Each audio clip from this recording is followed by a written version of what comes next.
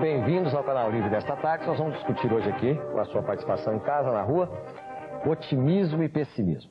É evidente que a gente não vai ficar muito preso aqui ao dicionário. O dicionário do Aurélio diz o seguinte, que o otimismo é a doutrina filosófica segundo a qual tudo corre no mundo do melhor modo possível. Tudo vai bem. Atitude em face dos problemas humanos ou sociais que consiste em considerá-los passíveis de uma solução global positiva, do que resulta em gerar uma posição ativa e confiante. O pessimismo, segundo o mesmo dicionário, é uma disposição de espírito que leva o indivíduo a encarar tudo pelo lado negativo, a esperar tudo de pior, doutrina segundo a qual o mal predomina sobre o bem, valendo mais não ser do que ser. Por exemplo, o que é uma página de jornal? Aqui está, por exemplo, que nós vamos falar aqui se os jornais são pessimistas. Esse aqui é o Jornal da Tarde da sua edição de hoje. Então aqui fala que a Sena vai pagar um bolão de 40 mil, o supermercado não está mais barato, no PT temporada de caça à convergência, notícia política, e aqui fala que nós temos uma ministra da Economia, que é a dona Zélia, que está aqui. Aqui está o Gorbachev, aqui, Lituânia, e aqui está o herói. Aqui está o nosso futuro presidente, Collor de Mello, que faz um Cooper na floresta do castelo d'Artigny, onde se hospeda a 200 quilômetros de Paris. Ele sai lá do d'Artigny, que deve ter um oxigênio maravilhoso, para a poluição do Brasil. Aliás, nós tivemos um programa aqui essa semana em que um técnico dizia o seguinte, que correr, fazer Cooper aí com esse monóxido de carbono, isso é pior do que o negócio do cara que vai de Ibirapuera, os negros aí de mulher de 29, 30, que começa a aparecer a coisa, a mulher vai lá de manhã, diz que homens de 39, 40 começam a entrar na fase de mudança, aí resolve correr lá na arena do Ibirapuera, né? Esse negócio de correr aqui não. Mas, evidentemente, o presidente está otimista aqui, hein? Ele está otimista. De qualquer forma, nós estamos vivendo uma época em que esse otimismo pode ser avaliado. Vamos ter um novo governo eleito pelo povo, né? As atenções do Brasil se voltam para isso. Qual é a nossa posição perante isso? Nós somos um povo otimista, somos um povo pessimista, é bom, é ruim? Para discutir esse assunto, nós trouxemos aqui gente bonita e inteligente. À minha direita está o Dr. Jorge Cunha Lima, escritor e empresário, dono da agência de publicidade ADEX, que depois eu vou falar sobre isso. Ex-secretário da Cultura do governo Montoro, ex-presidente da Fundação Casper Libero. A Lilian Mello Bomeni, que é empresária do ramo de turismo e hotelaria em Búzios, né? Não tem nenhum motivo para ser pessimista. Ela mora em Búzios, pô, né? Ela mora lá na Cabana Búzios Empreendimentos Turísticos Limitada. Né? Tem nenhum motivo.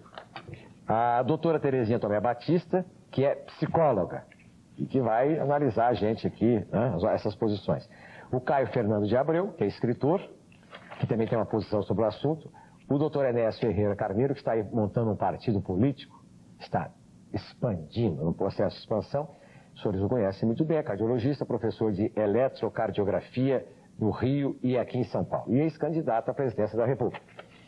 E a Virgínia Novick, que é modelo e que faz um grande sucesso aí na televisão, fazendo os anúncios, uma campanha, uma sequência com estilo todo próprio das lojas Marisa do meu amigo Bernardo.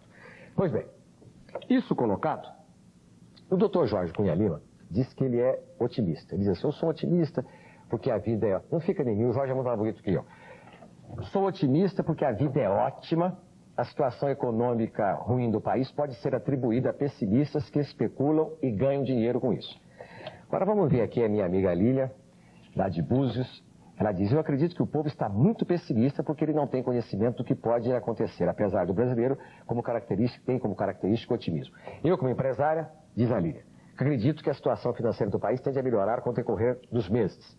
A nossa psicóloga, Terezinha, diz assim, defino tanto pessimismo como otimismo condições internas das pessoas que as levam a destacar, na realidade, alguns dados positivos e animadores ou dados negativos e desanimadores no caso do pessimismo. O Caio, escritor, diz assim, otimismo para mim é uma questão de fé dentro da gente e o pessimismo é a falta de acreditar em alguma coisa. O doutor Enéas, diz assim, eu sou otimista, acredito no homem, no fundo de cada ser humano existe a verdade, é só uma questão de fazê-la vir à tona. A Virgínia diz, nós somos o que pensamos. Se você pensa positivo, as coisas boas acontecem. A Marta já está, a minha, esperando lá? Tá bom.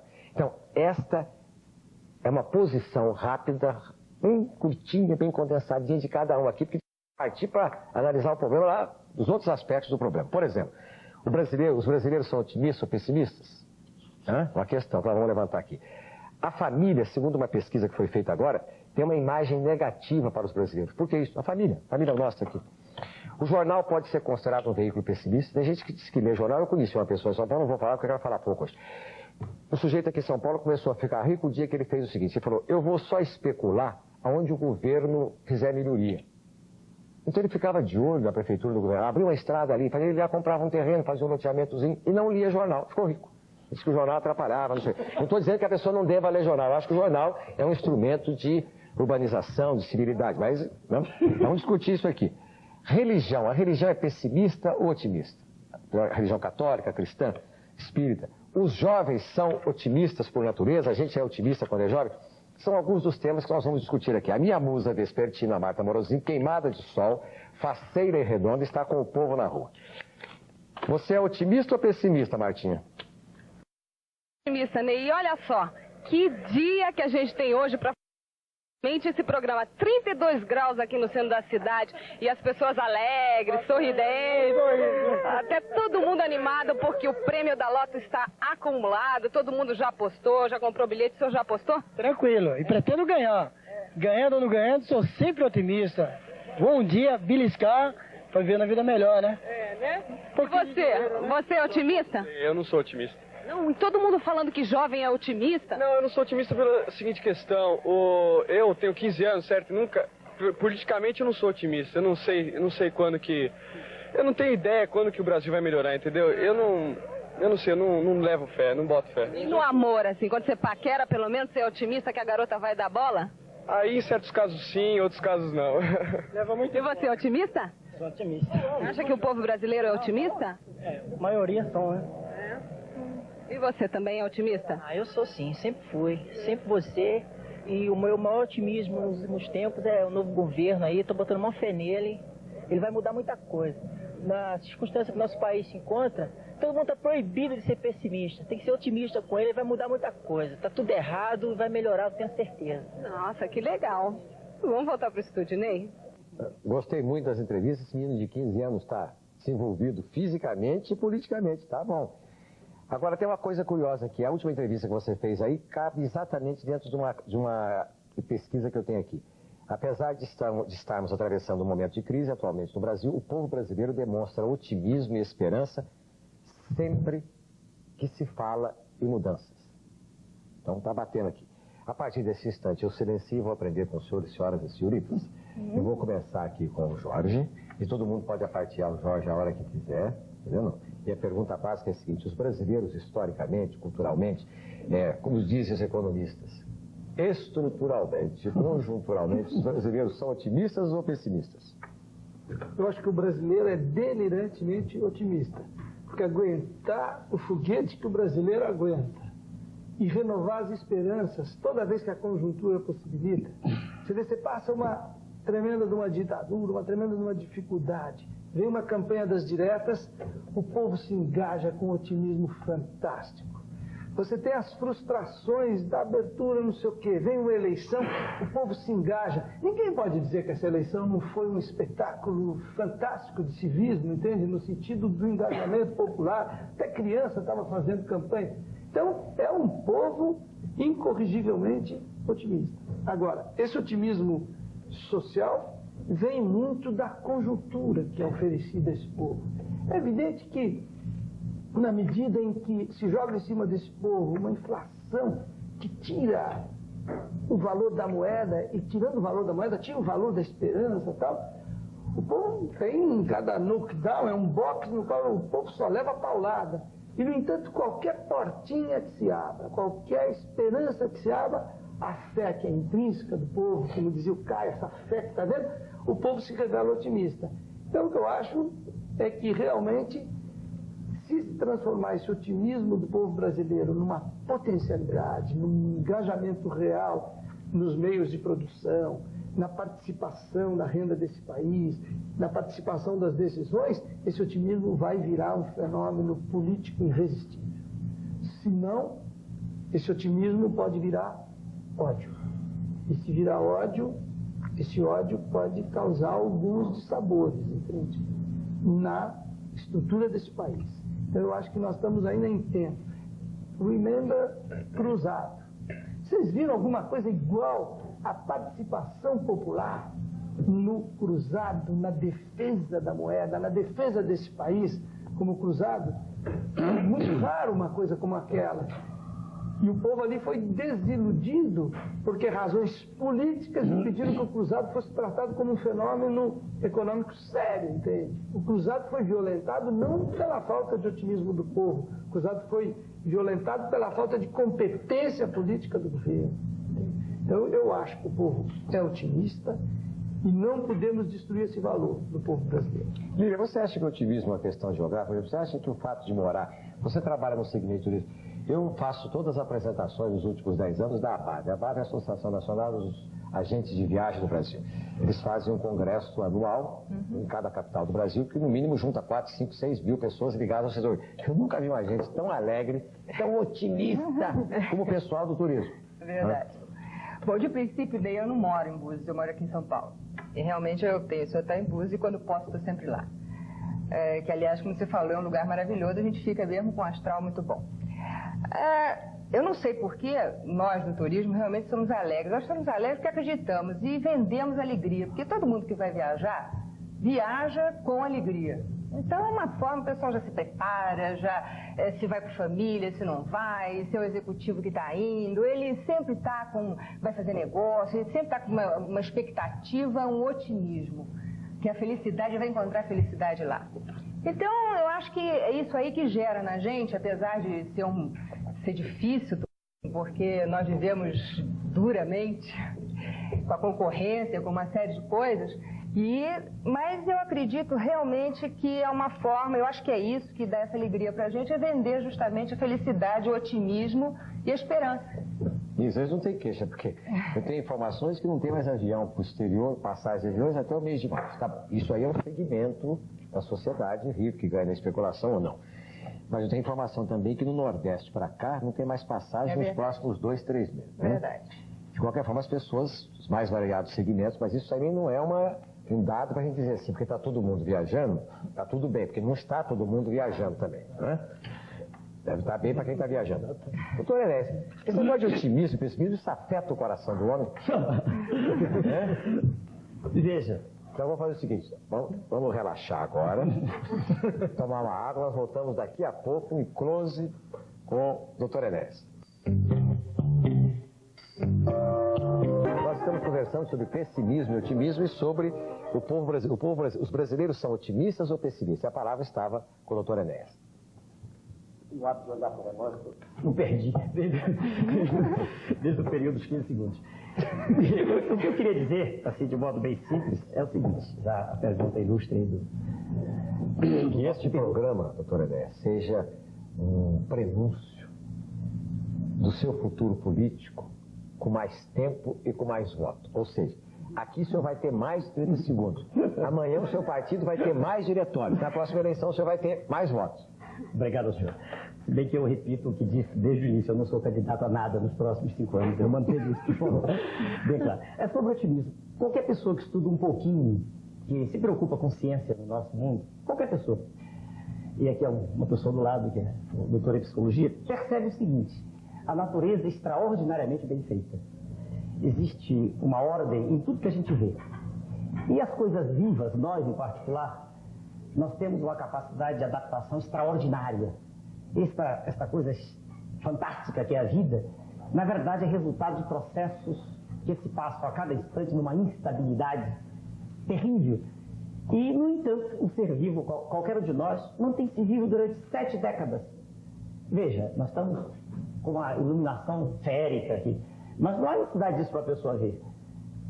Chegam aos seus olhos, lá na retina, chegam assim, alguns trilionésimos de erg, uma quantidade de energia mínima, chega aos seus olhos e o senhor vê tudo. E da sua retina lá para dentro, até o seu cérebro, há um pulso eletromagnético, e durante a vida inteira isso funciona, e o seu organismo resiste às agressões externas, às agressões internas, das quais uma é o estresse, que se falou aqui. Quer dizer, esse equilíbrio, essa beleza que existe em tudo que é vivo, né, muito mais em nós, homens, faz com que qualquer pessoa que tenha estudado um pouquinho tenha a obrigação de ser otimista. O conhecimento, né, científico Essa é a primeira etapa. Todo mundo tem que ser otimista. Estar vivo já é uma bênção. Agora, vamos ir para a questão precípua, quer dizer, o nosso povo. Eu estou plenamente de acordo com o primeiro, com o senhor Jorge, né? Este povo, desde o Império, este povo que vive numa sociedade dualista, uma sociedade onde 30% a 40% tem, e 60%, 70% não tem. Onde 1%, eu notei aqui que nós falando em viajar de avião, mas só 1% das pessoas é a taxa que consegue para o exterior. Os aviões estão cheios porque 1% de 130 milhões dá muita gente, e a gente se ilude, né? Eu chego no avião e vejo cheio, eu fico sempre olhando para as pessoas que estão no avião. Não são as pessoas que andam de trem. E se alguém daqui tiver tido a curiosidade, ou tiver passado como eu por essa necessidade de andar de trem, vai ver que do trem anda muito mais gente. E aquelas pessoas estão com fome, mas estão cantando, né? Quer dizer, o nosso povo, e a gente tem que dizer, todos nós somos aqui, é um povo que não é triste. É um povo que resiste às intempéries dos diversos governos que se vêm, eu estou olhando para o relógio, que se vêm sucedendo, né, há séculos. Eu gosto de insistir nisso. Não foi pior com os militares, foi sempre ruim, tem sido sempre ruim, né? Nunca houve preocupação social no país. Esse dualismo se mantém e cabe a cada um de nós ter sempre confiança. Eu não sou uma pessoa, e nunca fiz isso nos meus pronunciamentos, que pregasse a desordem.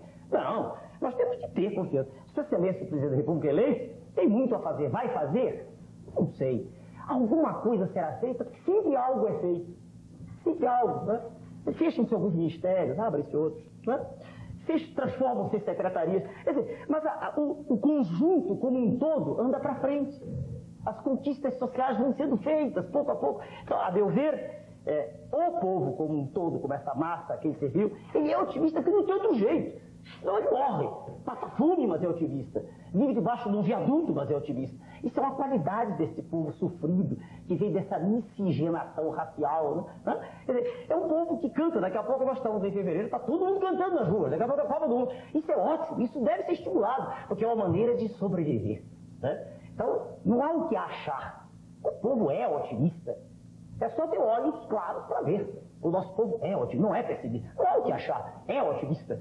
Salta aos olhos de qualquer pessoa que saiba ver. Porque se não fosse, nós não teríamos, todos nós, nas urnas. Se o povo não acreditasse naquilo que se apresenta, não iria. Ou, pô, tem que ir porque é obrigado no país. Eu teria nulo todo mundo. E não foi isso que aconteceu. Então há otimismo, tem quanto ao coração, a última fase da questão. Já é assunto em contestes também, né, no caso na ciência médica, em particular em cardiologia, que nós vamos todos muito bem quando as coisas estão bem. Em contestes, o indivíduo vive sob pressão, né, de ordem externa, de ordem interna, o indivíduo vive angustiado com seus problemas, ele é uma vítima da aterosclerose coronariana. Então é uma pessoa da qual esse processo, que é um processo lento, que começa aos 6 anos de idade, 5, 6 anos, esse processo se acelera. E a formação de placas de ateroma vai aumentando. E numa hora de estresse ele forma um trombo e fala. Não há nenhuma dúvida quanto a isso. Então a gente tem que ter otimismo mesmo também nesse sentido. Se o senhor perguntar, faz mal pro coração? Claro que faz. Não há achar também, não se acha. É assim. Os indivíduos que vivem felizes, alegres, com o exterior, e tentam encontrar felicidade em tudo que fazem, vivem melhor. E sofrem menos no coração, sem dúvida. Quem quer falar sobre esse assunto ainda? Quer falar, Karen? O senhor concorda? Não, concordo. Estava ouvindo o Dr. Enéas e concordo plenamente com tudo que ele disse. Eu acrescentaria uma coisa. Eu acho que as ideias de otimismo e pessimismo, eu acho que é uma ideia dualista, que implica em ligar o otimismo a uma ideia de bem, de que o bem existe e vai dar certo. Você tem razão. E o pessimismo é uma ideia de mal. E eu acho que talvez no fundo as coisas não sejam bem assim. Eu acho que a gente deveria fazer um exercício meio budista de tentar ver a realidade como ela é, sem bem nem mal. Eu acho que quem adjetiva a realidade é o ser humano. E ela corre sozinha, uma coisa, uma árvore, ela não é bonita nem feia. Quem diz que ela é bonita ou feia é quem a está olhando. Mas eu penso sempre que na ideia de otimismo está incluída também uma ideia de Deus. Que se a gente pensar que tudo isso que a gente vive tem uma certa ordem e tem um certo sentido a gente estar aqui nesse planeta fazendo as coisas que a gente faz, então a gente será fatalmente otimista. E se houver uma ideia de caos, de que não há Deus, de que não há outra vida, de que não há o menor sentido em estar aqui, Aí eu acho que isso a gente poderia chamar de pessimismo. Eu acho que é por aí. Maravilha. Eu acho que é por aí. Eu acho que o otimismo está muito ligado à fé, né? Eu acho que se a gente acreditar que realmente tudo isso tem aquela harmonia, foi criado por Deus, quer dizer, você começa a ver a beleza nas coisas. Tá bom, beleza então, na close tua tá mais vida. bonito que no anúncio, porque no anúncio ela aparece de corpo inteiro. Lá no anúncio ela aparece de corpo inteiro em situações de ação. Só que ela tá estática, né? Não, close. Né? Então eu acho que é isso, eu acho que a crença, a fé, eu acho que põe a gente pra frente. Faz com que você curta o teu dia, veja pontos positivos em tudo que você faz, sabe? Eu acho que a fé, ela nunca acaba, né? Por isso que é incrível, eu acho que a pessoa otimista, como a Enéas disse, vive melhor, claro. Porque já pensou que vai dar certo, o otimista já é um vitorioso. Pensou que vai dar certo, já se posiciona diferente, o olhar dele é diferente, já fala diferente, já está mais relaxado, já não vai ter tanto problema de saúde. Então eu acho que é por aí, vive melhor mesmo. Experiência própria. Uma parte, posso? É rapidinho. É sobre a questão apresentada pelo senhor, tá? E pela jovem, pela senhorita Virgínia. Só para defender as pessoas que não têm fé, só para defendê-las. Só um instantinho. Sem dúvida, o religioso põe a sua convicção em um mundo extraterreno, né? De modo transcendente, sem dúvida. E encontra uma razão de ser última para tudo. Mas mesmo pessoas que não sejam dotadas dessa veia interna, quer dizer, que não têm essa fé, essas pessoas são seres humanos como nós, né? Pessoas que não têm fé são seres humanos, têm que ser respeitadas. Não têm esse dom, porque fé é um dom alto, tá? Mesmo essas pessoas, se elas estudarem, elas perceberão que há harmonia na natureza. Crendo ou não em Deus, a natureza é extremamente bem feita em todos os níveis de escalonamento, né? Extremamente bem feita. A natureza física, química, biológica, psicológica, toda ela. Tudo é lindo e muito bem feito. Então, só a percepção dessa harmonia, dessa beleza, também dá confiança na vida. Veja bem, se alguém disser assim, a gente vai morrer, se eu não tenho fé, vai acabar, mas peraí, eu vou morrer, mas tudo é transitório no mundo, tudo. As coisas mais belas são transitórias. Então, por que também essas pessoas não têm que ser otimistas?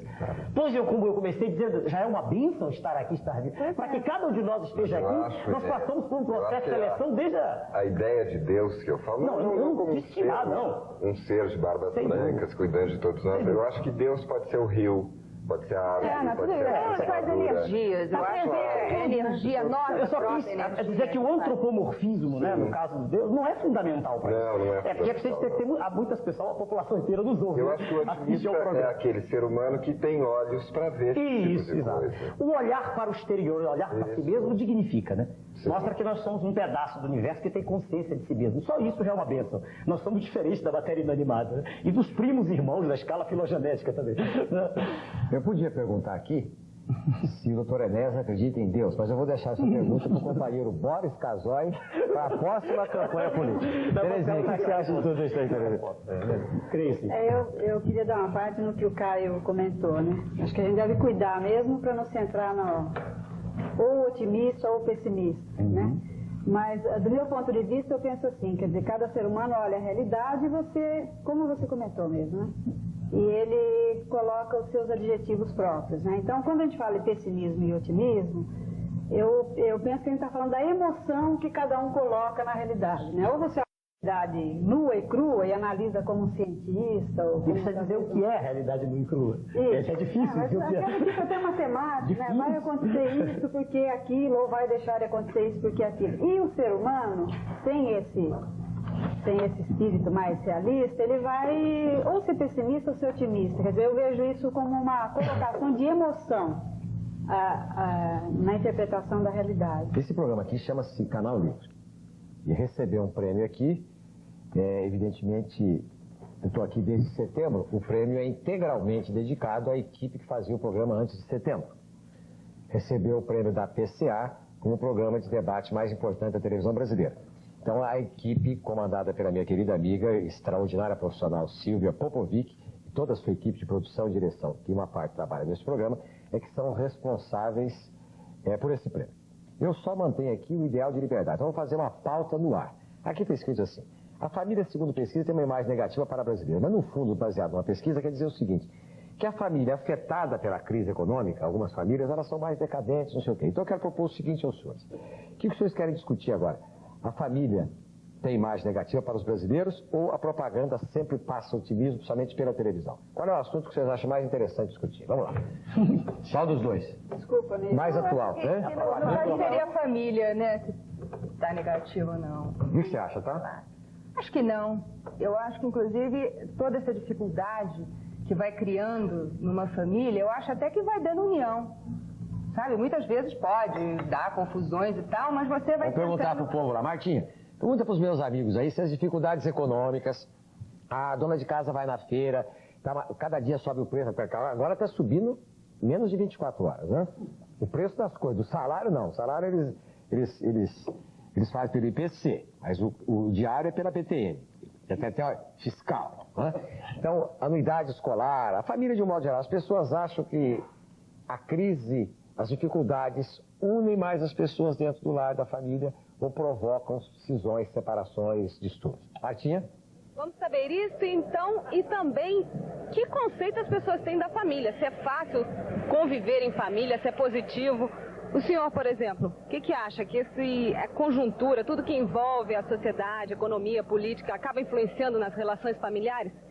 Sim, influi e, sobretudo, eu devo destacar primeiro uma coisa, Martinha, ou seja, não que eu seja pelo matriarcado fazer número com as feministas, não, porém, a mãe tem grande influência, porém, olhando assim a família, precisa olhar o casamento, que ele começa antes, que as pessoas antes de quiserem se preparar para o casamento, como fosse uma sociedade qualquer, até comercial, saber com quem, como vai e com quem se dispor para manter essa sociedade. Tudo isso influencia, então? Agora, eu queria fazer um reparo quanto ao entusiasmo e sobre o brasileiro. Eu lamento e profundamente que se nota, e eu logo rebato, por exemplo, se fala muito comumente assim, brasileiro é corrupto e vagabundo, já se ouve comumente por aí. Isso é lamentável. Ora, eu rebato. Inclusive, a pessoa que me fala isso, eu falo, você é corrupto, você é vagabundo, agora sobre entusiasmo. Entusiasmo não é assim uma de panaca. Entusiasmo é a pessoa precisa primeiro acreditar em si, daquele princípio de Descartes. Eu penso, logo eu sou o quê? A pessoa se colocar. Ora, as religiões, por sua vez, massacram o povo. Fazem um Deus punitivo. Mas assim o senhor vai falar do programa inteiro, né? Vamos deixar, então... Um abraço, Ney, parabéns ao Canal Livre. Aliás, todos os canais deviam ter um canal livre, parabéns. Ok, muito obrigado. Vamos conversar com esse senhor aqui, voltando um pouquinho para o assunto de família. Você acha que tudo que acontece economicamente, politicamente, acaba influenciando nas relações familiares? Com certeza, porque é do salário que se vive, né? E você acredita nessa coisa da família instituída, feliz, alegre? Para alguns sim, né? Para quem tem esse privilégio de ter tudo nas mãos para ser feliz alegre, mas infelizmente a maioria vive um pouco deprimida. A senhora acha também que é muito difícil assim a pessoa ser otimista dentro de uma família, ser feliz? Ser feliz, se ela tiver fé em Deus, em primeiro lugar, tiver uma firmeza firme de ter as coisas para alimentação e que os filhos estão sendo educados, não? E que tem um salário competente para adquirir o que a gente precisa, existe felicidade. Eu acho que a primeira coisa é isso, né? Primeiro em cima. Primeiro tem que ter uma coisa. E ter amor ao próximo, né? Tá ok, muito obrigada então. Ney.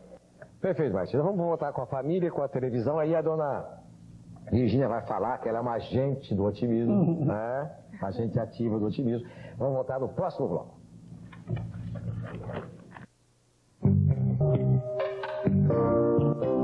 O Canal Livre de hoje está discutindo pessimismo e otimismo. Nós discutimos aqui o primeiro bloco, pessimismo e otimismo, e começamos aqui com a posição pessoal, com a posição de cada um sobre o assunto, com a posição do dicionário, se os brasileiros são otimistas ou pessimistas, com a participação do povo. Vamos entrar agora na família, nos efeitos da família, o que reflete, como é que a família reage a todas as pressões que estão aí, se ela é infeliz ou pessimista ou otimista com relação a isso. Para isso nós temos aqui o Dr. Jorge Cunha Lima, escritor, empresário e dono da agência de publicidade ADEX, ex-secretário da Cultura do governo Montoro e ex-presidente da Fundação Casper Libero. A Lilian Melo Bomeni, empresária do ramo de turismo e hotelaria de Búzios, na área de lazer, da Cabana Búzios Empreendimentos Turísticos Limitada. A doutora Terezinha Tomé Batista, que é psicóloga, o Caio Fernando de Abreu, escritor, doutor Enéas Ferreira Carneiro, é cardiologista, professor de eletrocardiografia do Rio e São Paulo e ex-candidato à presidência da República.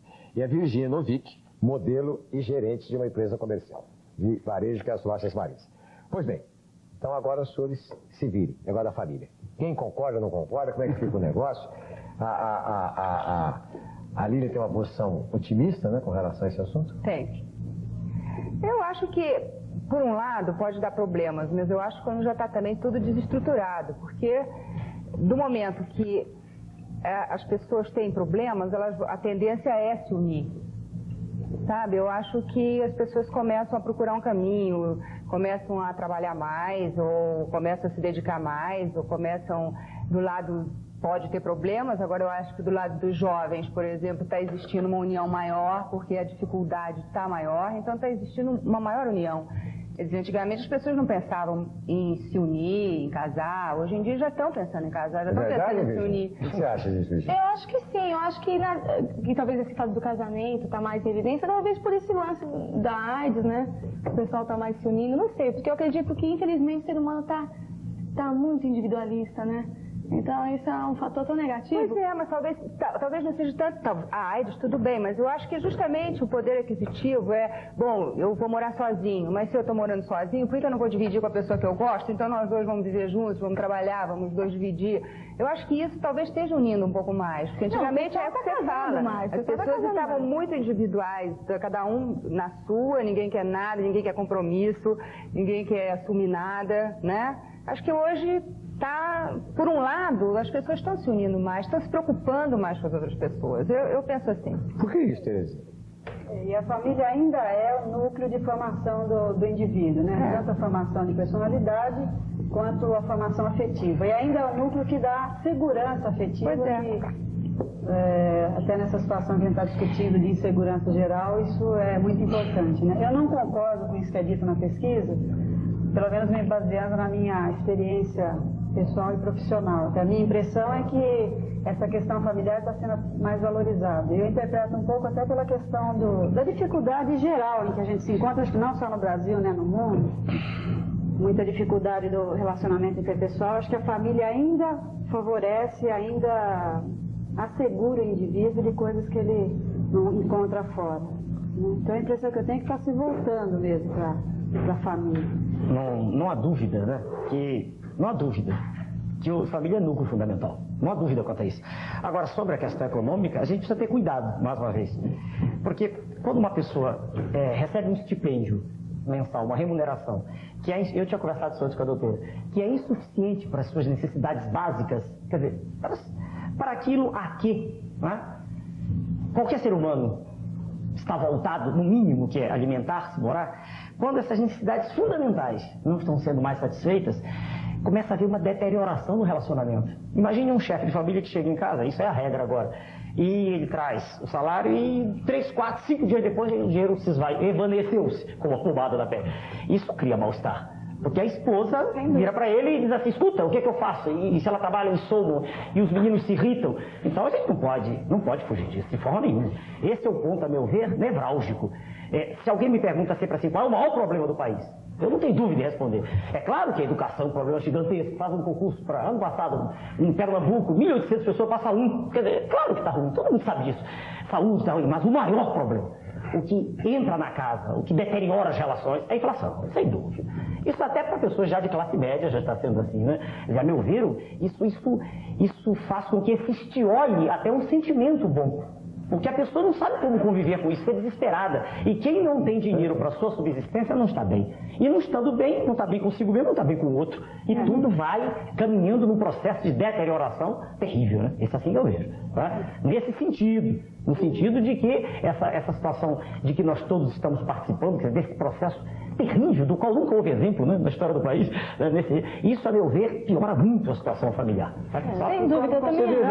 Todo mundo jogou muita ideia nessas 2 décadas que o que estava estragando a família é a moral, a falta de moral, o que está desmoralizando a família. Não é nada disso, você tem toda a razão. O que desmoraliza a família é quando um pai deixa de ser o provedor. Isso. Quando a economia mata a ética de uma família, entende? Não é porque o menino faz uma travessura maior do que devia, que a família vai por água abaixo. A instituição da família nunca foi contestada por ninguém. Nunca que eu conheço ninguém deixou de amar pai e mãe. Mas quando o pai não pode trazer o mínimo para aquela família ter dignidade, daí a coisa começa a encrespar. Porque não tendo o que comer numa casa, não tendo como pagar o colégio do filho e tal. A família vai se desmoralizar, porque a família foi ruída. E os defeitos de cada um começam a aparecer, normais, em todos os seres humanos, se agigantam.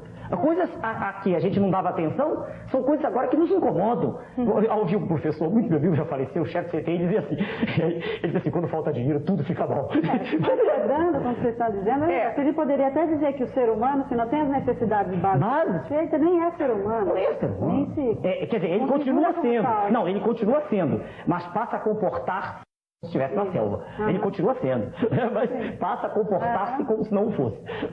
Então, e voltando ao que aquele colega disse lá na rua, aquele senhor que falou demais, ele puxou aquela questão da mãe. E voltando para o otimismo, como uma mãe otimista segura a casa, né? Isso. Sabe, até alguma coisa que talvez a psicologia explique melhor, mas uma mãe otimista, mesmo numa situação crítica, tal, porque isso é nas crises mesmo que a união, assim, faz com que as pessoas cresçam e tudo mais, se tiver aquele amor, aquela união.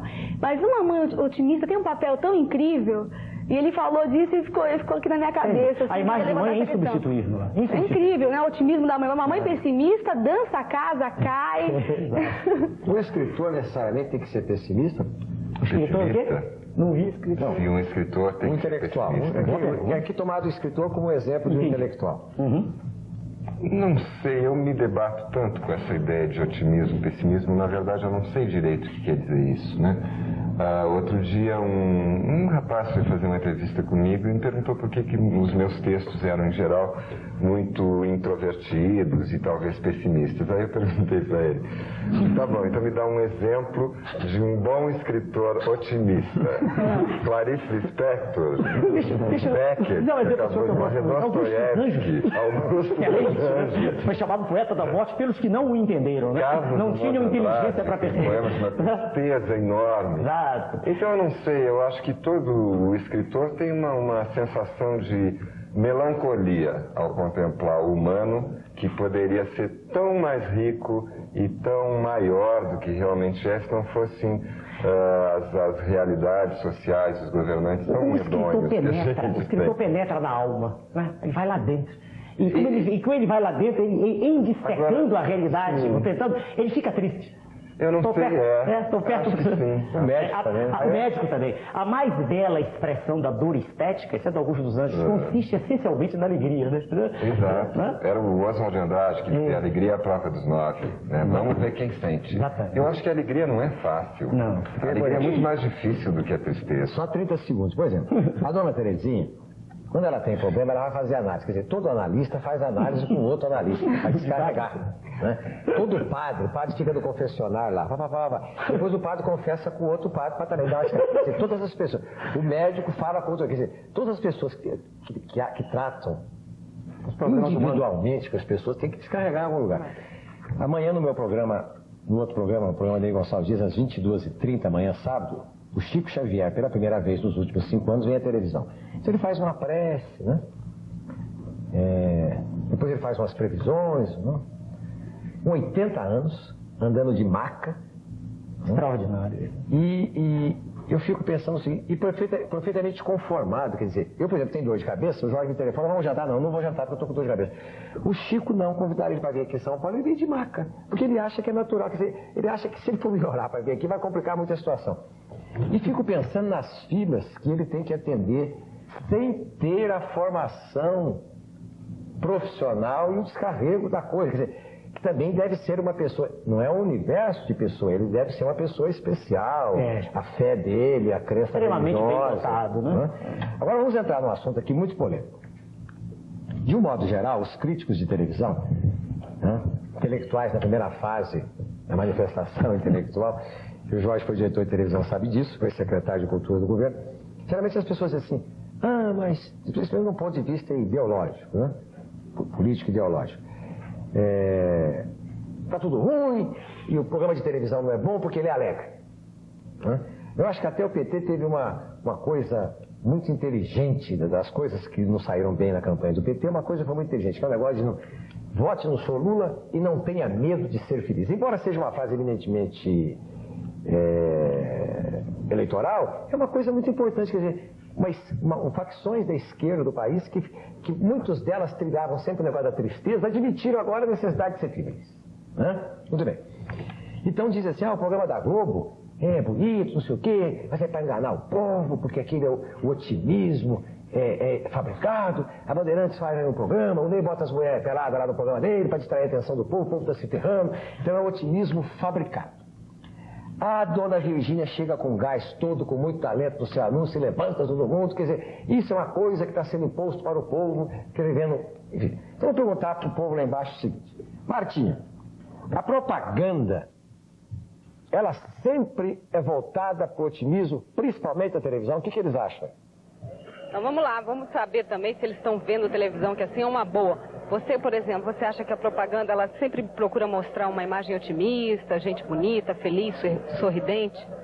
Olha, eu acho que inclusive isso daí é a alma da propaganda, você está entendendo? Porque de uma certa forma, o otimismo ele tem que ser passado, que é para haver um convencimento maior do público. Embora muitas vezes, eu vejo assim, a linguagem da propaganda, ela está muito adiantada, você está entendendo? Só que às vezes ela pode convencer tanto para o bem como para o mal. Como assim? Eu digo assim, ela pode ser muito bem utilizada quando realmente ela está trabalhando com um produto ou com alguma mensagem. Como uma propaganda de cigarro que põe todo mundo feliz, alegre, sorridente, fumando um cigarrão lá. Exatamente. Esse é um tipo de propaganda, por exemplo, que já não é viável. Inclusive chega a ser um tanto, eu diria, uma imagem falsa, você está entendendo? É uma coisa muito produzida, porque o modelo por si próprio, ele não vai fumar, ele não vai beber para poder estar naquele estado de espírito na propaganda. Então, engana, né? E você? O que você acha? Eu tenho um pouco as palavras dele. Eu acho que a propaganda é otimista, né? Mas também tem o lado ao contrário também, nesse termo assim de querer incentivar, tá mostrando uma coisa, depois... Você gosta de ver propaganda com gente bonita, sorridente, tomando sol, jogando água assim naquele calor? É legal, a gente se diverte. Tem uma propaganda ali que a gente até... Se mostrasse o cara sem dinheiro, você já não ia comprar o produto também, né? Já não ia mesmo, não ia mesmo. Agora eu vou te dar um exemplo, Ney, de otimismo, sabe? De o que é otimismo? O que é uma pessoa otimista e convicta? O Geraldo, ele tem 36 anos, ele era piloto de teste de carro e há 5 anos ele sofreu um acidente, não num teste de carro, mas numa moto. Ele estava andando numa moto e bateu num carro que estava parado. Que coisa, hein? E aí, o que aconteceu com você? Aí quebrou a espinha e eu fiquei na cadeira de roda. Depois o médico virou pra você: por que você tá rindo? Eu tô rindo junto com você, mas eu não sei por que você tá rindo. Muita gente acha assim: nossa, que horror, acabou a vida dele, agora ele tá numa cadeira de rodas. Acabou nada, começou agora. Eu vivi uma vida, agora eu tô na outra. Mas tá bem, não tenho queixa de nada. Mesmo quando o médico te deu notícia, você sempre foi otimista, falou: não, olha, começou outra fase. Começou outra vida, ele falou pra mim. Agora é outra pessoa, e eu tô nessa outra pessoa. Tá você acha que otimismo a pessoa aprende, ou você já, desde que nasceu, você já foi assim, já teve uma visão otimista das coisas? Eu acho que aprende, né? Cada fato você vai aprendendo as coisas. Eu aprendi. E tô aqui. É jóia, Geraldo. Muito obrigado. Ney? Muito bom. É por isso que eu falei o negócio do Chico Xavier aqui, que é exatamente esse o exemplo que eu queria dar, que eu não consegui lucidez para verbalizar. Quer dizer, o Chico está com 80 anos, veio carregado para São Paulo numa máquina, enfrentou aqui umas 10 horas de solenidade, né? Não se nega a receber 400, 500 pessoas que vão procurar, que chega lá, eu quero saber a mensagem. Quer dizer, todo mundo que procura o Chico Xavier, ninguém vai dar um chocolate para ele. Vai lá porque está desesperado, já foi de qualquer lugar. E ele é capaz de atender a pessoa mesmo com os seus problemas. Quer dizer, ele não consegue andar direito, não consegue andar. Tem problema de coração, tem problema de vista, tem problema de tudo. O Chico Xavier tem problema de tudo. Mas ele consegue ser feliz. Eu não consigo ser feliz com dor de cabeça. Evidentemente eu sou bem medíocre. Mas eu quero dizer que existem pessoas que têm essa faculdade como esse senhor piloto. Quer dizer, o sujeito tem problema, o sujeito tem que lutar, mas ele é otimista, ele luta, como você está dizendo aqui, rápido. Você falou para mim? Estou falando que eu estive no Baixo Amazonas, em Alenquer, numa cidade... E nessa época a cidade estava toda alagada, porque lá normalmente eles ficam 6 meses alagados e 6 meses na seca. E eu tive a oportunidade de andar no barco por lá e tal, e quando eu chegava, aquelas casas todas alagadas e as famílias todas muito felizes, não tinham nada, mas não tinham o que oferecer para mim. Vem tomar um cafezinho, faço questão. Eu sabia que aquele café ia fazer falta, mas também se eu não tomasse, eu ia fazer uma desfeita. E todos alegres: não, a casa do outro alagou, vem para mim, e aquela felicidade toda. Então a felicidade é o estado de espírito das pessoas, quer dizer, eles estavam na miséria, mas estavam felizes, quer dizer, juntos na família, se juntando todos, ainda me oferecendo um café e eu me sentindo péssima, porque eu falei, olha, como eu tenho que ser feliz, por que não a felicidade? Quer dizer, eu acho que isso é um ensinamento. Eu concordo com a senhora, a mensagem tem que ser essa, mas a gente não pode deixar que quem está no governo pense assim. Não, eu sei, eu tô dizendo, porque aí, senão a gente transmite a imagem que realmente está tudo bem. Não, mas não é eu sei o que a senhora está dizendo.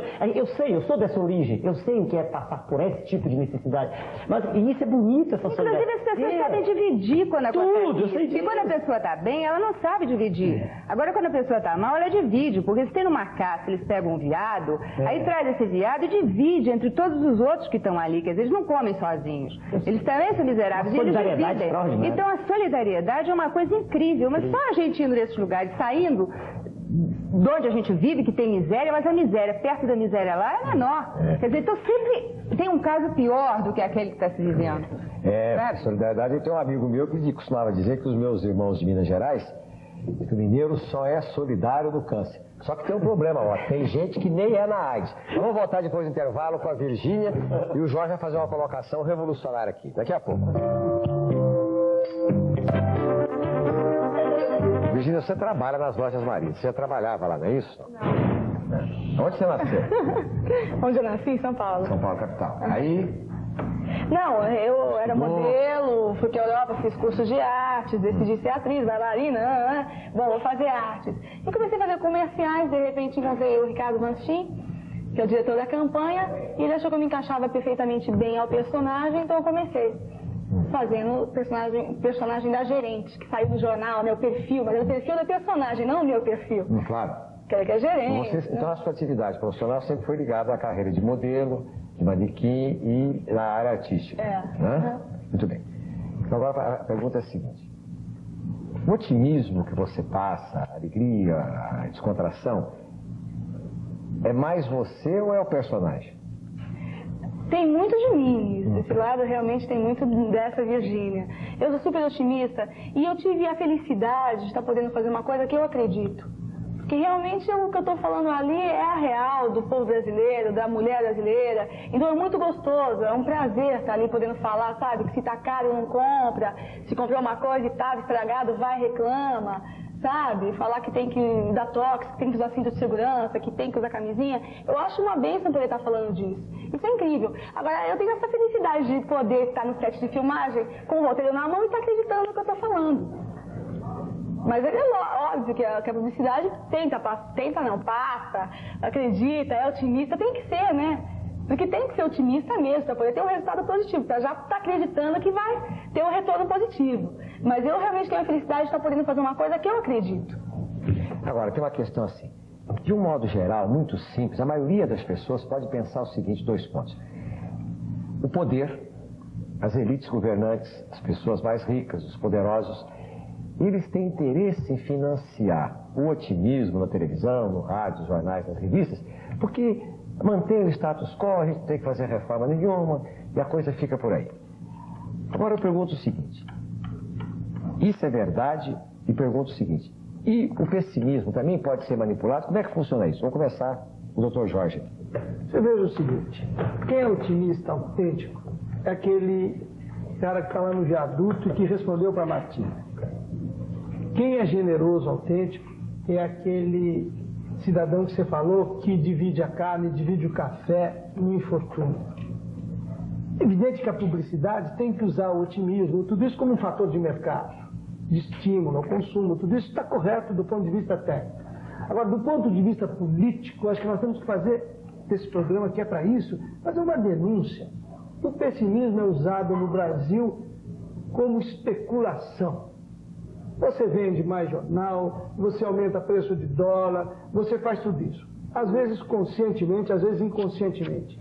Então o pessimismo acaba sendo um instrumento do enriquecimento de especulação. Entende? Tem momentos que você fica perplexo, quer dizer, o jornal dá uma notícia não muito garantida, no dia seguinte o cimento passa de 70 cruzados para 138 em um dia.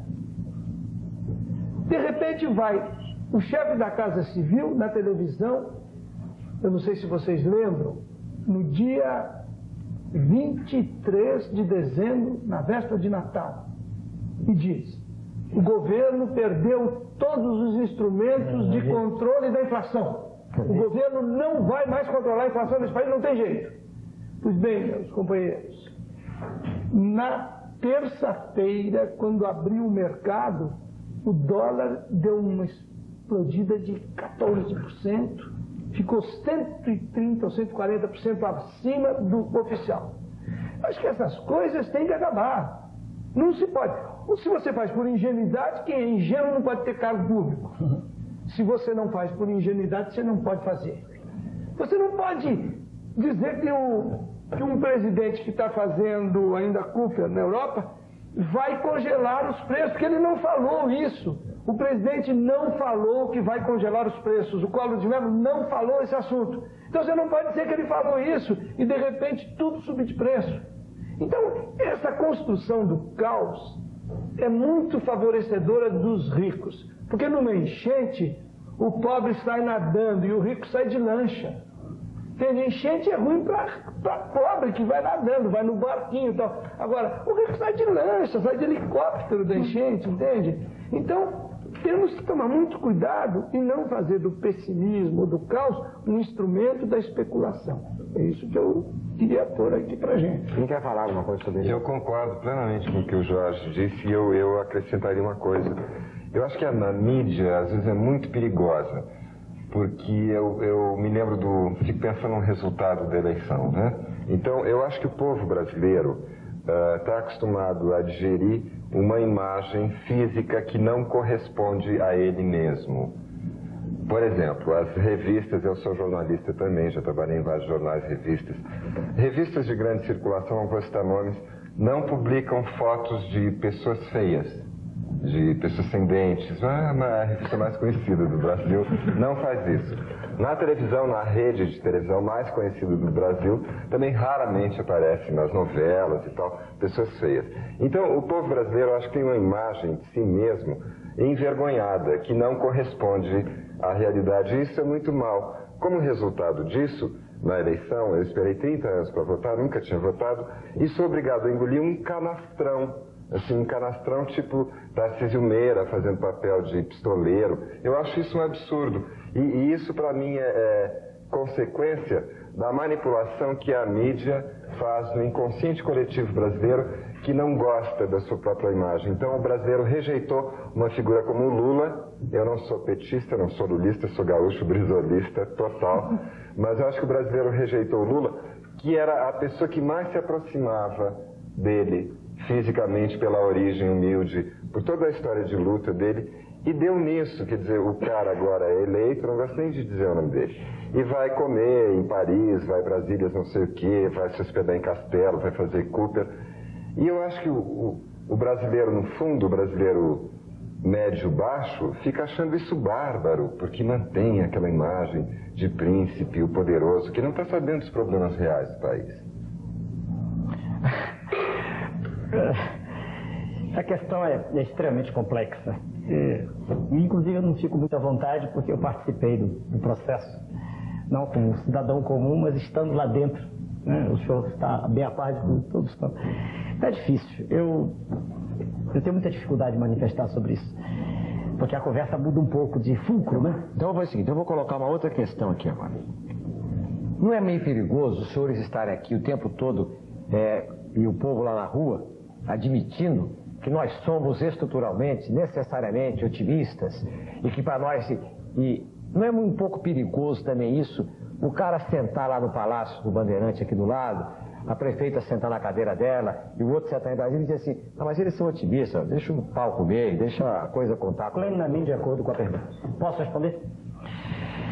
Quando o senhor, através da sua assessoria, fez o convite, eu pensei muito nisso. E falei com uma assessora sua sobre se eu podia transmitir exatamente o que eu penso. Ela disse, não, o senhor está à vontade.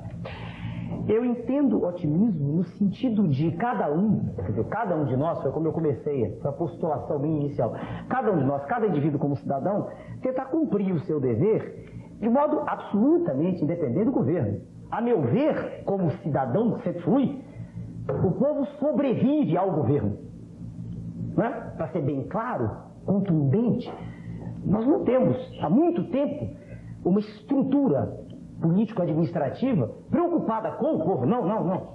Nós temos um grupo de indivíduos, né, ligados em um processo que já é anacrônico e que insistem em dizer que isso é política, indivíduos extremamente mal dotados pela natureza e mal preparados, né? E o povo ouve como se... Eu de vez em quando eu vi isso quando me lancei de processo.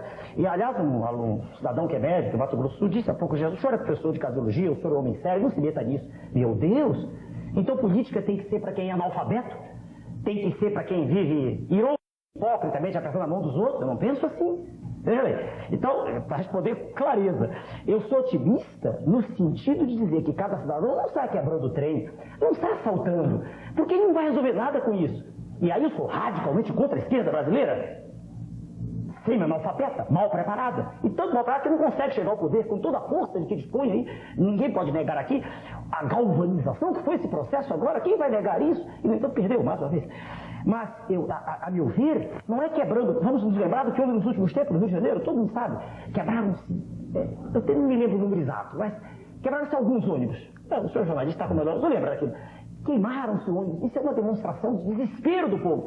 Por outro lado, esse vandalismo não leva a nada, não constrói nada. Assaltar uma fábrica, assaltar um banco, eu entendo até que o Chico faça por desespero, mas eu não aceito e nunca aceitarei que nenhum partido político possa estar de acordo com isso. Eu não aceito isso. Eu sou um pregador da ordem, da disciplina, do respeito. Essa é a minha tese. Se o senhor disser, está certo que está aí? Não. Eu sou, e sempre disse, Deus pronunciar, agora eu voltei a ficar sério de novo. Nós estávamos falando de coisas amenas. Eu sou radicalmente contra esse modelo, o modelo que faz com que o que não presta do indivíduo venha à tona, né? E o que há de bom fique lá dentro. E agora a senhora é psicóloga, vamos juntos.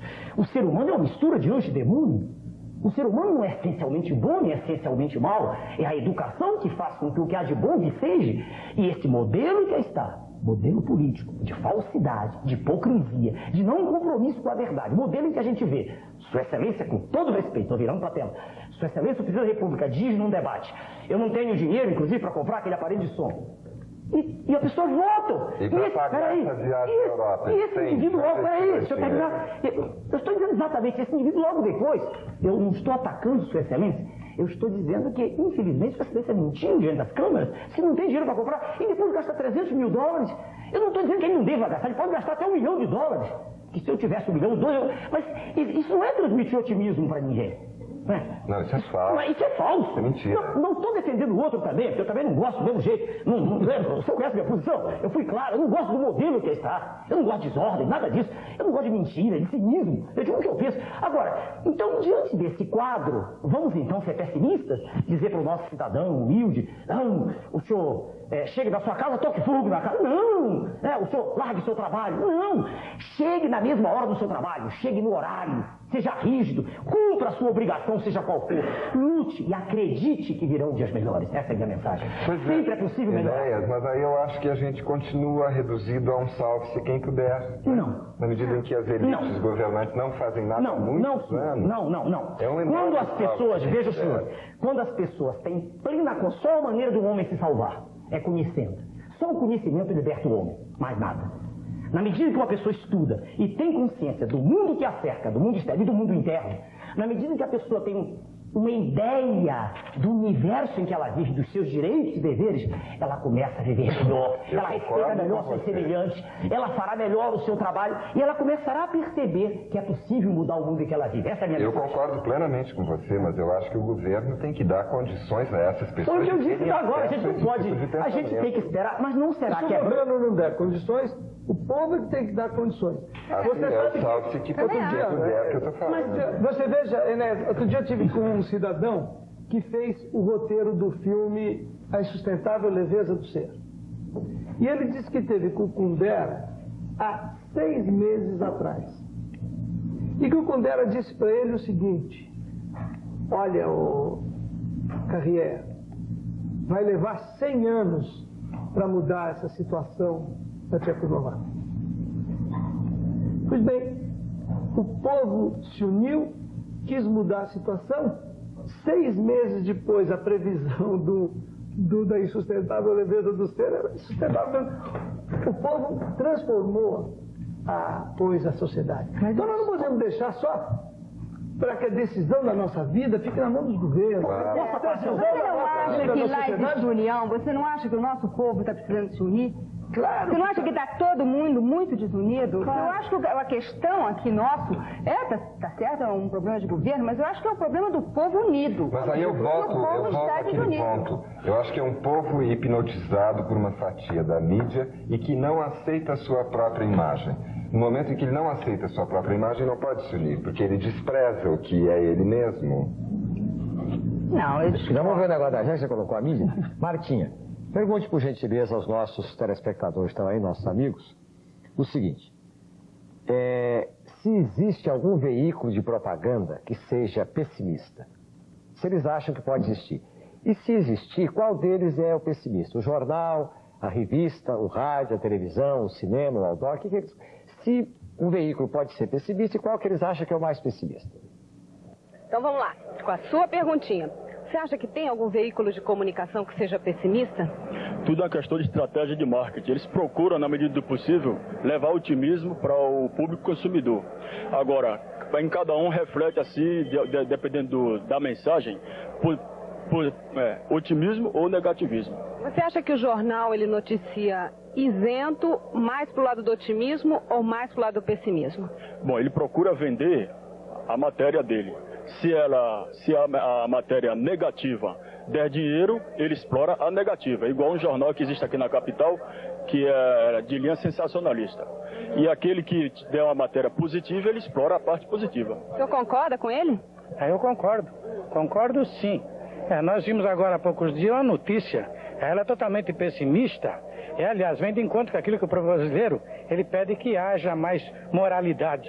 É como esse juiz que ele diz claramente que permite que esses sequestradores do Diniz aí possam dar uma entrevista coletiva. Isso não existe na cabeça de ninguém. Isso, um brasileiro como eu, semi-analfabeto, que eu tenho só o curso primário, me dói profundamente. O brasileiro precisa se levantar e contra esse tipo de sensacionalismo. Tá, ok. Então, obrigado. E o senhor, concorda?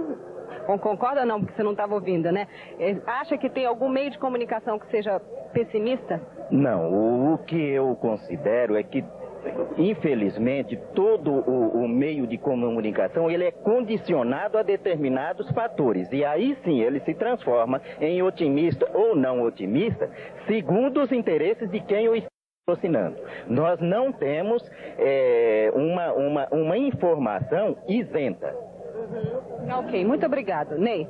Olha aqui, o pessoal é isso aí que vai salvar o Brasil. O pessoal está se urbanizando e politizando. Na grande imprensa existe uma fórmula para dar notícias, nos grandes jornais, né? Os editores acreditam que desgraça vende. Então, quando nós lemos um jornal, acabamos com a sensação de baixo astral, pois tudo parece uma sucessão interminável de desgraças e mais notícias. Há alguns meses atrás, a revista Imprensa publicou um artigo sobre até que ponto essa ótica da imprensa não ajuda a criar um clima pessimista. A manchete, segundo o editor de um dos grandes jornais do Rio de Janeiro, há uma grande teimosia da imprensa em tratar a notícia pelo lado da desgraça. A manchete ressalta sempre o lado mais negativo, como por exemplo, o Boeing cai e mata 300 pessoas nas Filipinas. Para ele, a notícia poderia ser dada de outro jeito, exatamente para reverter essa expectativa de pessimismo. Boeing cai nas Filipinas, 12 pessoas se salvam. Agora eu coloco uma outra questão. No Brasil hoje, pode ser que seja uma crítica vulgar, mas as pessoas falam isso a todo momento. No Brasil hoje, se alguém quer aparecer na capa de revista, tem 3 alternativas. Ou a mulher é bonita, tem boas formas e aparece pelada em algumas delas, ou tem AIDS e está garantido todas as capas, ou muda de sexo e garante pelo menos 60% das capas. Isso é normal, isso é da natureza humana. Vamos discutir no próximo bloco.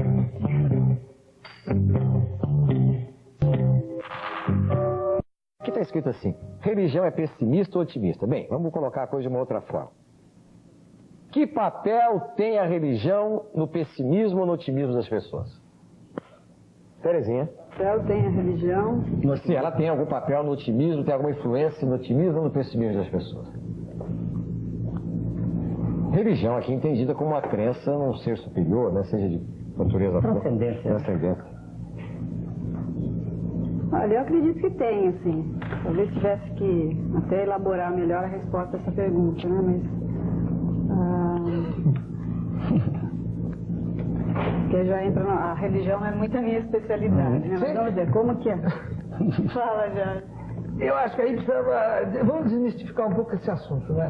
Eu acho que você tem dois caminhos de religião. Se você pegar as religiões clássicas, pré-cristãs e não judaicas, a ideia era da gente se realizar neste mundo. Então a religião se confundia com os ideais de beleza, com os ideais de tudo isso. Então a religião era um passaporte para usufruir o mundo. Depois veio o cristianismo, o judaísmo e tal, e a religião ficou um passaporte para você usufruir o outro mundo. Exatamente. E daí, então, é muito perigosa. Eu sou religioso, eu sou católico, mas eu acho que precisa tomar cuidado com essa coisa. Nós não podemos transferir o direito de felicidade do homem para o outro mundo. O direito de felicidade do homem tem que ser neste mundo. Aí eu acho que você pode falar de religião melhor do que eu. Quer dizer, tem que realizar a felicidade neste mundo. E Deus não vai ser tão injusto de querer que a gente passe uma vida de cachorro para ter um céu de anjo. Entende? Eu quero ter uma vida de anjo aqui, eu quero ter felicidade aqui dentro. Com todo respeito ao senhor, mas isso não é religião. Não é religião? Não é religião. Você vai querer uma ordem? Não. Eu brigo pela melhoria aqui, senão eu não tinha fundado um partido político, saí da minha vida, nunca fui político, fundei. Eu estou com o senhor, tem que melhorar aqui. Mas eu quero dizer que nós estamos falando de outra coisa. Nós estamos falando de bem-estar na Terra, no planeta. Religião é outra coisa. Já está aí um instantinho. E antes de Cristo, o senhor me perdoe, mas antes dos judeus, já havia religiões como dos hindus, que falavam de outra vida, falavam de tantas outras. Quer dizer, esse estado de crença, de fé, é uma coisa tão sublime que quem não tem não deve falar disso, né? Agora, não sou contra outra vida, não. Só para responder a pergunta do senhor, que vou deixar que o senhor Boris Casal pergunte, então vou aproveitar para responder de público. Eu creio em Deus. Peraí. Eu creio em Deus, creio com convicção, creio numa coisa extraordinária a qual eu não consigo ter acesso, né? E que me espanta, creio. E digo assim, religião é um estado de alma do qual só pode falar quem tem esse êxtase. E é bonito, quando a gente encontra um religioso convicto, puro, a gente vê como é bonita a doação dele, isso é uma coisa muito bonita. E há certos grupos da igreja que fazem muito pelo ser humano, não estou dizendo que toda faz, claro, não estou dizendo isso.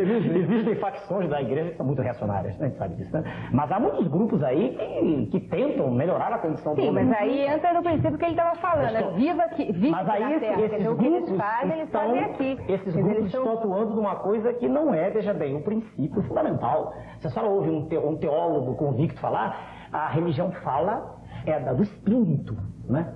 Sim, mas isso aí começa a entrar numa coisa profunda, uma coisa de teologia e tal. A religião realmente, pelo que eu entendi que ele estava colocando, é isso aí. Quer dizer, as pessoas que estão aqui, que estão ajudando o povo, que estão distribuindo favores, que estão dando felicidade, que estão vivendo aqui, estão trabalhando aqui, isso tudo é religião. Claro, você veio à Terra, quer dizer, quando Deus colocou o homem na Terra, ele colocou para ele ter a vida dele e trabalhar e viver a vida dele aqui do melhor possível, quer dizer, da forma... Para começar justamente, para que ele aqui se desenvolva e viva a vida dele, quer dizer, sempre na tentativa de melhorar, Existem teólogos convictos que falam que religião é o espírito, mas há teólogos convictos que falam que religião é os dois grupos. Não, a encarnação faz parte da teologia mais... Acabou que eu houvesse um teólogo na mesa. Olha, mas posso aqui convidado o senhor. Realmente tem várias religiões. Por exemplo, tem a parte do hinduísmo que eles vêm e explicam lá no templo,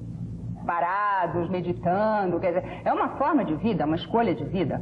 Agora, dentro do outro tipo de religião do povo, enfim, da massa, eu acho que é isso aí, é por aí mesmo, como ele falou. Você tem que viver aqui, você tem que dar tudo de você tem que acertar aqui para que você depois seja cobrado lá. Por exemplo, a Bíblia diz assim, bem-aventurados os de espírito, porque deles será o reino dos céus. Bem-aventurados os que choram, porque serão consolados. Bem-aventurados os que sofrem, porque verão a Deus. Né? E depois tem aquela outra história lá. É mais fácil um camelo passar no fundo de uma agulha do que um rico entrar no reino dos céus. É evidente que a Bíblia não fala da agulha de costurar, de coser, né? Fala da agulha que era a passagem lá do camelo na porta da cidade lá, né?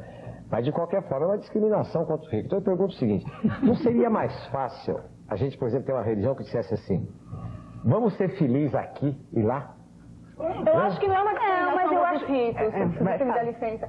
Eu acho que as pessoas podem até ter dinheiro e não ser escravo do dinheiro. Não colocar toda a sua energia naquilo, sabe? Não depender só daquilo para ser feliz. Eu acho que o dinheiro está aí, eu acho que Deus é maravilhoso, quer ver todo mundo tendo muito conforto.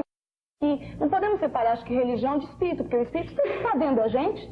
Eu acho que o corpo é o templo do espírito. Então o espírito já está aqui. Uma vez que a gente morre, começa-se uma vida espiritual, mas o espírito já está aqui. Por isso que as pessoas dizem, querem me elevar espiritualmente. O espírito está dentro da gente. De repente uma sementinha que brotou e começa a crescer. Então é uma coisa mesmo de dentro para fora. Então não dá para separar, acho que isso. O espírito já está aqui dentro. A vida espiritual já começa aqui na Terra. E as boas novas, de uma vida boa, melhor, já começa aqui. Essa história de rico, eu interpreto dessa forma. Eu já interpreto talvez com uma chamada, assim, tipo, o rico, ele pode ajudar mais. Ele pode dar mais dele. Porque o rico, normalmente, quando ele vive na ostentação, ele vive bem, é difícil ele ver ele pode se tornar egoísta. Então ele vai se tornar isso, viver de tudo que ele tem, do melhor, e esquecer a parte que está por baixo dele. Eu acho que isso é uma chamadinha para que o rico se preocupe, justamente como ela diz, entendeu? E dividir aquilo que ele tem um pouco. Eu acho que há dois excessos que afastam o homem da espiritualidade. O excesso de riqueza e o excesso de miséria. É muito difícil no excesso de miséria você ter uma dimensão espiritual, como é muito difícil no excesso da abundância, entende? De fato, a humanidade talvez não tenha cacife para que todo mundo viva naquela grande abundância. Mas a humanidade tem cacife para que os homens vivam com um pouco mais de decência e possam até exercer seus valores espirituais, tá certo? É um problema de justiça política. O maior problema religioso do mundo hoje é se promover a justiça, entende? Na Terra. Não é um problema é um problema de oração, de fé, de tudo, mas também é um problema de justiça, entende? É um problema de você pegar os bens da Terra e colocar a serviço dos homens. E não os bens da Terra a serviço de facções, a serviço de meia dúzia de privilegiados, entende? É pena que isso não seja o que eu estou dizendo, o que a gente lê nos textos, entendeu? Religiosos. Eu quero dizer que a religião normalmente, né, ela não parece, ela como um todo preocupada com isso, né? Claro que eu penso assim, entende? Mas isso é um problema, infelizmente, político. Eu acho que é um problema de miséria ou de ter muito mais dinheiro. Eu acho que é aí que você tem que ser bem forte espiritualmente, sabe? Aí que tá, aí que você cresce. Porque você estando lá embaixo e crendo, ainda estando forte espiritualmente, ou você estando lá em cima, cheio de grana, e ainda sendo humilde, sabe? Conservando aquelas qualidades, sabe? Dividindo, repartindo, acho que é aí que está uma pessoa espiritual. Porque quando ela está numa boa, é muito mais fácil, né?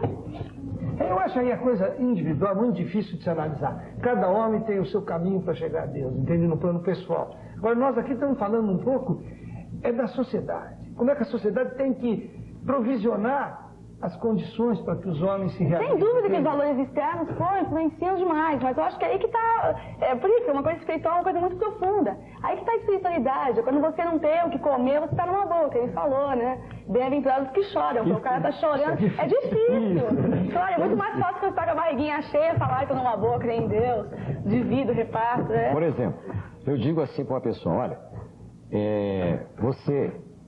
você será, na base do seu otimismo ou do seu pessimismo, estará a vida futura, a vida eterna, certo? Evidentemente, a vida eterna deve ser composta de 3 partes, segundo a religião católica: o céu, o inferno e o purgatório. Agora, a base dessa coisa toda aqui é o capeta, o diabo. Não é? O diabo é a base da coisa, não é? Se você não fizer isso direitinho, você vai para o inferno, vai ser punido na vida eterna. Então, o rico aqui na Terra, que não distribui, que não faz a coisa direito, não vai passar no fundo da agulha lá. Ele vai para o inferno. O que sofreu vai para o céu. Agora, então nós temos 2 caminhos, o céu e o inferno. Para admitir os 2 caminhos, é preciso admitir a existência de 2 pessoas, 2 entidades que comandam esse espetáculo. O céu é com Deus, o inferno é com o diabo.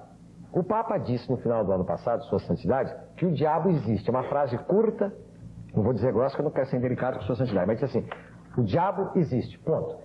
Marta Orosino, minha musa. O povo acredita no diabo aí? Não. Nossa, será que era ele se manifestando? Tomara que não, né? Vamos saber se o pessoal acredita. Você acredita em diabo?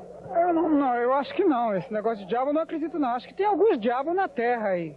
sei lá. Então, falando de religião, eu acho que eu queria dizer assim, por exemplo, a religião que tira o salário todo do trabalhador, o cara vira a carteira lá em cima da mesa, isso aí eu acho que pode ser representação do diabo. Na minha concepção de ver as coisas, não sei. Vamos voltar então pro estúdio. Não, vamos perguntar pra mais gente aí se você acredita no diabo, Martinha, vamos lá. Eu voltei porque me chamaram, vamos lá então, vai. O diabo realmente existe. E essa palavra diabo, ela vem de origem grega, que significa caluniador. Então, Satanás, o diabo. Deus chamou ele de Satanás porque ele foi opositor. Ele se tornou opositor da criação de Deus. Quando Deus fez Adão e Eva, duas pessoas magnificamente bem feitas, então Satanás veio dizer que estava tudo errado. E ele existe assim, ele fica na cabecinha que nem naqueles desenhos animados, fica assim um diabinho na orelha falando as coisas. Não é uma pessoa, ele é um espírito, entendeu? A Bíblia... Tenta os outros, ele tenta os outros para fazer o mal. Ele tenta, tanto ele tenta como também ele tem os seus correligionários. Daniel mesmo diz que ele tem cerca de 100 milhões de anjos que participam juntamente com Satanás. O que a pessoa tem que fazer para não cair nas garras do diabo? A pessoa, para se livrar da garra do diabo, primeiro tem que confiar em Deus, entregar a sua vida para Deus, entendeu? E fazer tudo o que é correto. Talvez nós não sejamos aquela pessoa perfeita. A perfeição, ela vem aos poucos, ela se gradua. A gente não adquire assim rápido a perfeição. Mas à medida que a gente for confiando em Deus, adquirindo confiança com as pessoas, amando o seu próximo, fazendo aquilo bom, que é de real. Ser otimista. Ser otimista, entendeu? Apesar que a religião hoje, ela não está dando muito otimismo, entendeu? Porque ela também está envolvida com a coisa diabo, entendeu? Mas se nós confiarmos... O diabo está na política, é isso? Na política, na religião, na sociedade, enfim, ele se envolve com tudo e com todos. Vamos voltar agora então. Ney. Esse viaduto do chá é fantástico. Porque nós estamos aprendendo com o viaduto do chá que tem gente que não aprende nem com pancada na cabeça. Então não tem jeito. Então a maioria das pessoas aprende. Nós descobrimos na última eleição, nós descobrimos que é possível existir no Brasil um número grande de partidos políticos que eventualmente possam representar vários lados da sociedade. Então nós admitimos uma coisa que a ciência política chama de pluralismo partidário.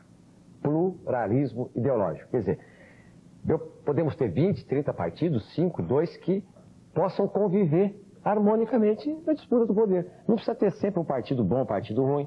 Estava falando agora do Caio lá, porque essa dicotomia entre bem e mal, né? Então nós descobrimos no Brasil que existem possibilidades de convivermos aqui com pessoas que pensam de maneira diferente politicamente. E que essas pessoas têm o direito de se apresentar, ser votada e votar, né? Agora, o viaduto do chá ensina todo dia aqui, senhor Fernando Cerdeira. Não aprende quem não quer. O pluralismo das pessoas. Que cada pessoa pensa de uma maneira diferente. Reflete uma cultura diferente. Tem mais ou menos dentes na boca. É o único lugar no Brasil que o povo aparece na televisão. Eu estou até querendo mandar um tape para o doutor Roberto Marinho e para o Fernando Collor de Mello para ver o povo. Tem gente que não vê o povo. Vou mandar um tape lá do viaduto do chá. Esse aqui é o povo brasileiro. Dá uma olhada aí. Nós voltamos já já.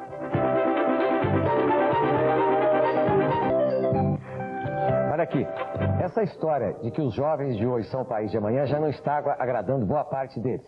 Viu, Martinha?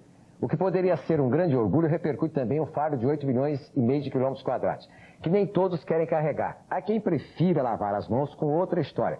O país de hoje é a juventude que ele formou. Isso demonstra um pouco de pessimismo entre os jovens que se sentem atualmente duvidosos em cuidar apenas de seus próprios problemas ou tentar ajudar também os problemas sociais. Isso se falando também de jovens com 16 anos que agora têm a responsabilidade de escolher o presidente. O voto do Dr. Enéas, cardiologista, vale tanto quantitativamente quanto o voto de um garoto de 16 anos de idade. Então eu pergunto o seguinte: os jovens são otimistas, Martinha? Vamos começar com essa senhora aqui, então, que é escritora, já escreveu 5 livros, saber se ela acha isso. Acha que os jovens são otimistas? Acho que os jovens são pessimistas, exatamente porque eles não tiveram a condição que nós, da década de uns 40, 50 anos antes tivemos.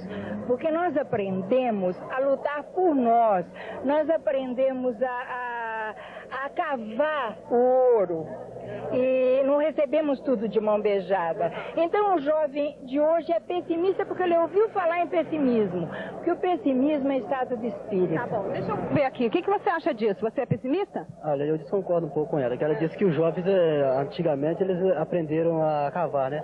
Mas eu acho que existe um jovem otimista, igual o presidente, que ele foi um jovem que desde pequeno teve financeiramente poder ajudar ele, né? Teve incentivo para ajudar ele a estudar e crescer e tudo.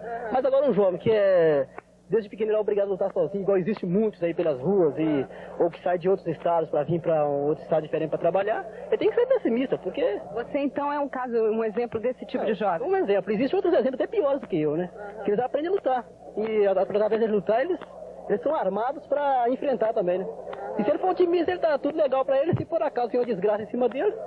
Acho que o pessimista, ele se decepciona menos, no caso. Claro, decepciona menos. Tá ok. E você, é pessimista ou otimista? Bom, eu vejo, em termos sociais, eu sou uma pessoa otimista porque eu vejo que é um processo de democratização que é inegável, né? As pessoas estão podendo, em relação a 50 anos atrás, quer dizer, você tem um processo de inserção das pessoas de uma maneira... Tá certo, eu concordo que é uma maneira precária, mas ainda existem os princípios para essa inserção. Por outro lado, eu respeito quem votou no outro candidato que foi eleito, né? Eu acho que é um voto, é uma opção democrática e tal, mas eu acho que nesse ponto eu sou pessimista. Eu acho que não vai mudar muita coisa, nós conhecemos as pessoas que estão junto com o presidente eleito, e nesse sentido eu sou pessimista. Eu acho que a tendência é permanecer toda uma estrutura de dominação. Você parece um jovem informado, você acompanha as coisas. Eu procuro acompanhar, tenho uma vinculação bem grande com a questão política. Traz esses dois lados, quer dizer, é otimista, mas sabe ser pessimista também em relação a algumas coisas. Em termos desses princípios básicos que estão, de certo modo, implantados, né, que as pessoas estão discutindo política, é interessante esse programa, discutindo as questões das pessoas aqui. Eu acho que eu sou otimista nesse ponto, né, de que as pessoas estão podendo, em princípio, em termos formais, participar mais. Mas, por outro lado, politicamente, eu acho que com a vitória do atual presidente, eu sou pessimista. Você tem quantos anos? Tenho 15 anos. 15 anos. Você é um otimista ou é um pessimista? Otimista. Por quê? O que é ser otimista? Otimista é ver um Brasil crescer cada vez mais financeiramente e com tendência cada vez mais de ter um país mais feliz, de jovens cada vez mais unidos, que sem os jovens o Brasil não tem futuro. O que você vai fazer para esse país ser melhor? Procurar cada vez mais incentivar a nossa turma, né, de jovens, e se Deus quiser, teremos um Brasil melhor. Se Deus quiser. Ney? Bem, duas observações rapidíssimas. Primeiro, é natural que todos os assuntos tratados no Canal Livre desemboquem na área pública. É a presença do Estado na vida brasileira. O Estado domina hoje 72% da economia do país. Então, só tem 28% que não está nas mãos do Estado. Então, um Estado que detém 72% da economia, o meu otimismo, o meu pessimismo está eventualmente vinculado a essa dominação do Estado. Um Estado que tem agência de turismo, tem companhia de aviação, que tem banco, tem mais não sei o quê, tem tudo, o país que se mete em tudo. Não estou dizendo que está certo, mas que se mete. Então é natural que reflita. Eu fico feliz, porque antigamente quando a gente tratava de qualquer assunto que entrava na política, a gente falava, política não, que eu não quero saber. Hoje é o povo que está colocando, não somos nós aqui. O povo é que está pautando o otimismo e o pessimismo na linha do raciocínio político. Uma. Segundo, o José, dono de uma oficina mecânica, pode estar eventualmente otimista, porque ele vai pegar carros a álcool para transformar em carros a gasolina. O que não deve ser feito, acho que é bem perigoso. Muito bem. Mas o Joaquim, que é dono de um carro a álcool, está pessimista, porque disseram para ele que o carro dele caiu 37% esse ano. Então, para os pessimistas e otimistas do projeto do Proálcool e da gasolina, o Jornal Bandeirantes, daqui a poucos instantes, às 19 horas e 30 minutos, tem uma matéria especial e elucidativa, até onde eu pude saber, altamente completa, sobre o problema da gasolina e do álcool no país e tudo que tem se falado sobre isso. Logo mais no Jornal Bandeirantes, aqui na casa, às 19 horas e 30 minutos, com a Marília Gabriela e com Ferreira Martins e a equipe do jornal. Os senhores agora têm 30 segundos cada um, tem 30 segundos para chegar no minuto para suas considerações finais. Terezinha. Considerações finais, Diego? Fala o que você quiser. Eternidade. Tentando juntar aquilo que foi dito e acho que traz muita coisa para a gente pensar, né? Eu diria assim que Acho que ser otimista quando a situação é favorável é fácil, né? Ser pessimista quando a situação não está favorável, acho que é perfeitamente compreensível, mas é nesse momento que cada um tem que contar com as suas forças internas, né? O que eu estou chamando de forças internas aqui são criatividade, coragem, autoconfiança. Acho que esses elementos vão fornecer instrumentos para cada um enfrentar a realidade que, no caso, se apresenta desfavorável. Caio? Eu falei relativamente pouco hoje, eu acho, porque eu fiquei prestando atenção no que as pessoas disseram, falaram coisas muito ricas e o pessoal no viaduto do chá também acho que eu aprendi muito hoje. Eu continuo achando que otimismo, pessimismo é uma maneira de ver a realidade. Eu atualmente me sinto assim, politicamente em relação ao país, extremamente pessimista. Eu acho que vai ser um desastre, que vai dar tudo errado. Mas eu comigo mesmo, enquanto ser humano, eu estou muito otimista. Eu acho que eu vou resistir. Eu acho que meus companheiros de geração vão resistir também. Não há presidente, não há Sua Excelência que tasque o destino desse país maravilhoso, ser o grande país do terceiro milênio. Ninguém vai roubar isso da gente.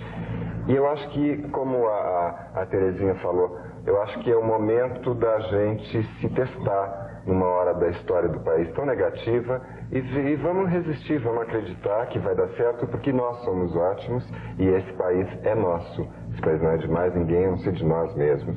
E nós vamos fazer dar muito certo e, em consequência, a nossa vidinha individual pequena também vai dar muito certo. Eu queria terminar citando o Oswald de Andrade, dizendo que a alegria é a prova dos 9. Vamos chegar lá.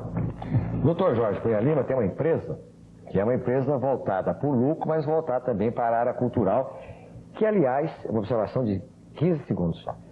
Eu não vi qualquer candidato à presidência da República levantar uma questão cultural durante a campanha. Eu sempre ouço dizer que a história só registra para a posteridade os gestos culturais. Em todo caso, não vou ficar aqui. Então, eu queria saber, então o Dr. Jorge tem uma empresa que tem um ticket cultural. As empresas compram esse ticket como se fosse um ticket de alimento, que é o alimento cultural, e distribuem para os seus funcionários, etc. Nós já falamos aqui várias vezes. Dr. Jorge, sobre o otimismo e pessimismo.